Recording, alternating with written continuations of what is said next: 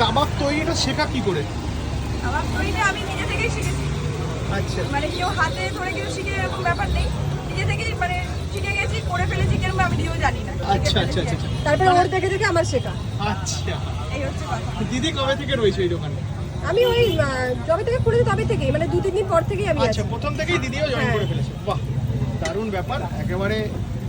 মানে কোনো ইনস্টিটিউট থেকে আমরা শিখিনি। আচ্ছা এই আচ্ছা হচ্ছে কথা।